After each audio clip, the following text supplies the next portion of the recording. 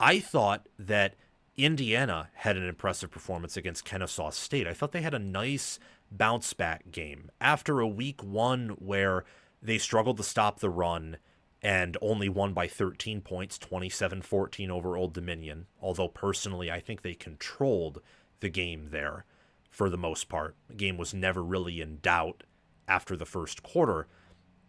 It was a performance where Indiana left a lot on the field.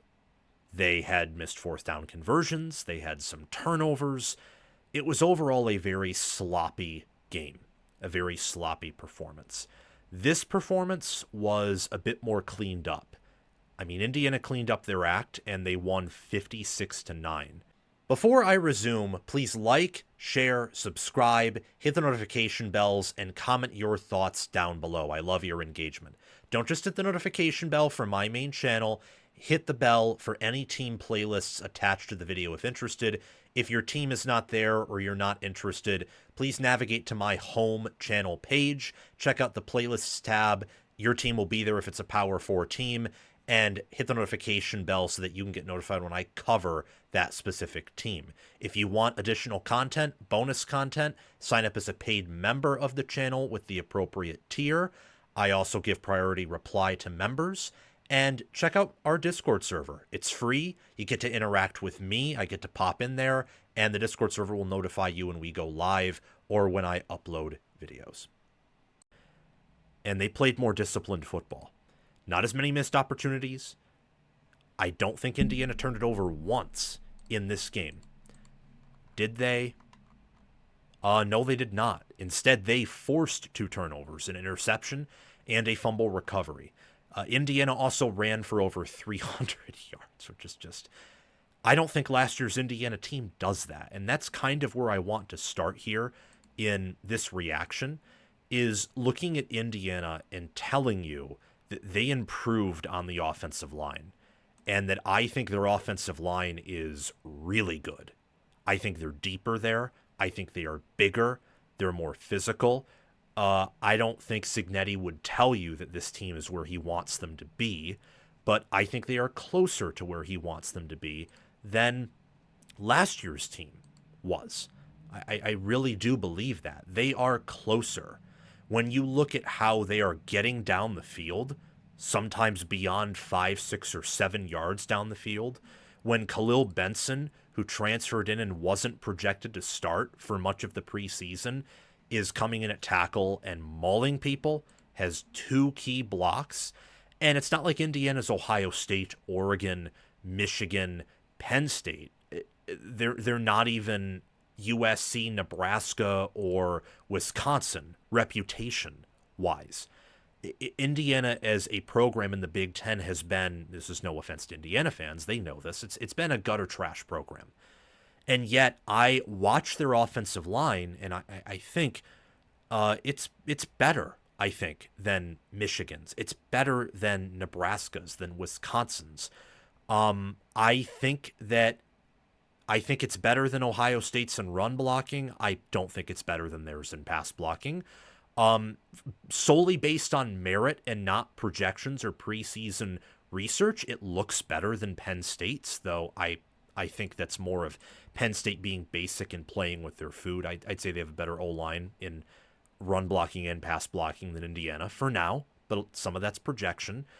I don't know whether it is better or worse than USC's. I'd imagine it's worse than Oregon's, but Indiana's offensive line looks really good.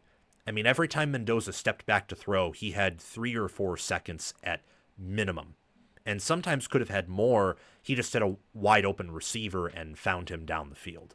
Mendoza is a quarterback that I like. However, I will come out and say, don't want to overreact. This isn't a for sure take here. I do think I was wrong in saying that he's better than Kurtis Rourke. I think he has a higher ceiling than Kurtis Rourke. That's for sure. But he also makes some risky throws that Rourke just never made. He doesn't take care of the football quite as well. Now, on top of having a higher caliber arm in terms of potential, he also is more mobile. He already has 53 rushing yards, a touchdown, 5.9 yards per carry. He hasn't thrown an interception yet, and he does have 4 passing touchdowns. And his game against Kennesaw State, I think, was better than his game against Old Dominion, though Old Dominion's probably a much better team than Kennesaw State. However, there is a floor to his game that I think can be a little bit concerning. There's some turnover-worthy throws he had, some throws like one where he made a throw to the end zone. I forget who it was to. I think it was to Surratt. I think it was to Surratt in the end zone, where the way he threw it, in my mind, I'm thinking if that were a Penn State or Ohio State defensive back, that's a pick. Could even be a pick six. So there are just some things there to keep in mind. I think Mendoza's more talented than Rourke for sure, but definitively better, I don't know. I think you got more variance there with Mendoza. Higher ceiling where your throws can be more accurate, can be more on time. I think he has a stronger arm. You also have that world, though, where he sometimes trusts that a bit too much and puts the ball into harm's way. Aiden Fisher and Elijah Hardy have speed. Those could be future NFL linebackers. Had a really good tackle for loss, and Indiana's defensive line did pretty well for much of the day. They typically only sent 4, sometimes bringing a safety or corner on the blitz and dropping one of their ends into coverage, so they had creative ways to get to the quarterback. But it was pretty basic, I thought, in a certain sense, and they really only sent 4, didn't have to send more than that. They got a few sacks, several tackles for loss in this matchup. It was impressive. 14 TFLs is something that's noteworthy, combining that with 316 yards, averaging 8.3 yards per carry. That's a pretty big deal right there. I think this defense is athletic. We've already talked about the offensive line for several minutes here. I think it's a really impressive, good offensive line. Could be one of the better ones in America, but I want to hold off on that for a bit. I do. I still think there's a little bit of depth concerns for Indiana as a whole team. That's really their limitation here. They have a national championship caliber staff with some really elite starters, but they just do not have the overall talent composite that Alabama, Ohio State, Georgia, Oregon, Penn State, and, even, I know Michigan didn't look good, and I know USC hasn't looked good over the previous few seasons, but their talent composite's still nothing compared to USC's or Michigan's. So, they scout well and develop incredibly well. And again, I think this staff with Michigan's talent or USC's talent or even maybe Nebraska's might be an obvious national title contender right now. Their talent's still far below that. They have the lowest blue chip ratio and the lowest team talent composite per 24/7 Sports in the entire Big Ten. Not just amongst the current Big Ten teams who are ranked. But what I saw from Indiana against Kennesaw State was really encouraging. And while their run defense, there were some plays where it looked like Kennesaw State's quarterback, who I thought was impressive, could have taken it. And just those two different options still spooked the defense, and Kennesaw State was able to get some big runs and push at times. Overall, it was a much better performance against their opponent's rushing offense than in week 1. And several backups got playing time. I mean, you had LeBron Bond, freshman wide receiver, get involved. And E.J. Williams, who hadn't really shined before at Indiana, he looked pretty good. So the defense being creative.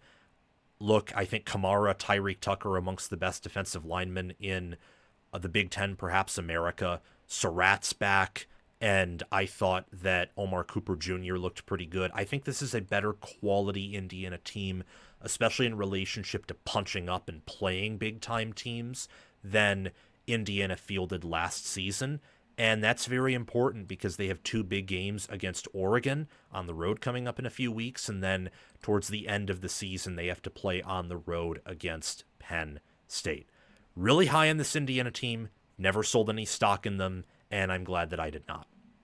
Thank you so much for watching College Football with Sam. Remember to like, share, subscribe, hit the notification bells, and comment your thoughts down below. Again, for the notification bells, don't just hit the bell for my main channel, hit it for any team playlists attached, or if you're not interested in those teams, navigate to my channel homepage to the playlists tab. There will be a playlist for your favorite team if it's a Power 4 team. Hit the notification bell for that playlist so you can get notified when I mention them or talk about the conference broadly that they reside in. If you want bonus content, sign up as a paid member. And our Discord server is totally free. You get to interact with me and several other diehard football fans in there. So do those things. Most of them are free. And if you want to go the extra mile, there's always the Patreon page and YouTube memberships.